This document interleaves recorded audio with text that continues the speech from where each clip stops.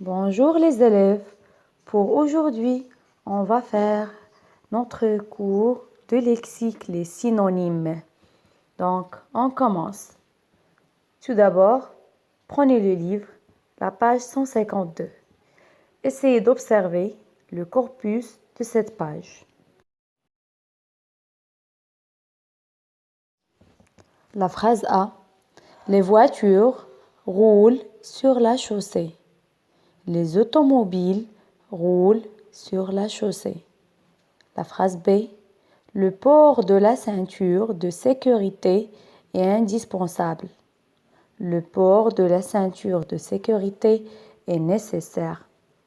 La phrase C. Il est interdit de stationner au milieu de la chaussée. Il est détendu de stationner au milieu de la chaussée.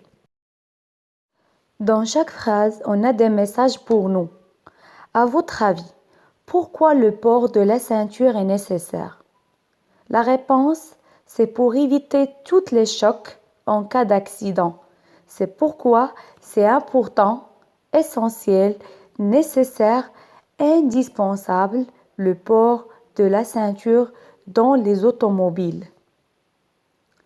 Pourquoi est-il interdit de stationner au milieu de la chaussée? La réponse, c'est pour ne pas gêner la circulation et causer des accidents. Ça veut dire pour ne pas faire une perturbation de circulation. Pour ça, il ne faut pas stationner au milieu de la chaussée. Concentrez, s'il vous plaît, avec moi pour qu'on réponde sur les questions suivantes. La première question. Qu'est-ce qui roule sur la chaussée? La réponse, c'est que les voitures et les automobiles roulent sur la chaussée. La deuxième question, qu'on peut dire des deux mots en couleur de la phrase A?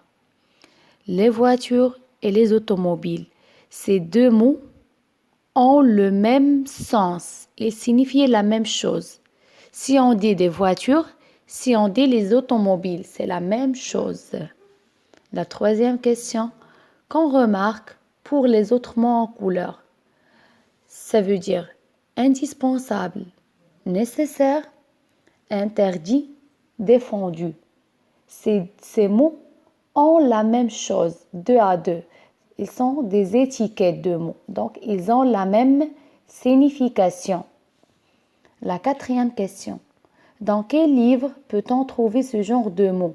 Voiture, automobile, interdit, défendu, nécessaire, indispensable. On peut trouver ce genre de mots dans les dictionnaires de synonymes. Et la dernière question, comment appelle-t-on ces mots? Ces mots, on les appelle les synonymes. Alors, que signifient les synonymes? Tout d'abord, on va former des étiquettes de synonymes. Une dame, c'est une femme. L'adjectif calme, c'est l'adjectif tranquille. Le verbe redire, c'est le même répété.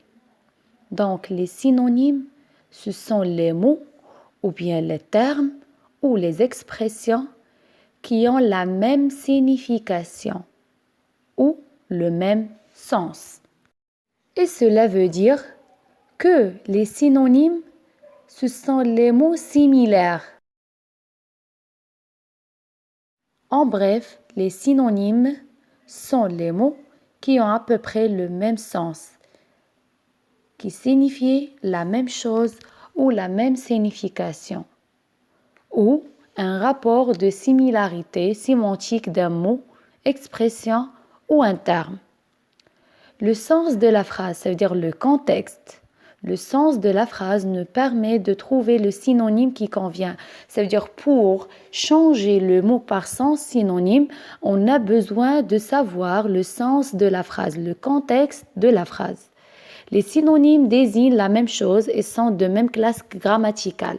Ça veut dire pour qu'on change un mot, donc on va le changer par même classe grammaticale, le mot par le mot, verbe par verbe, adjectif par un adjectif.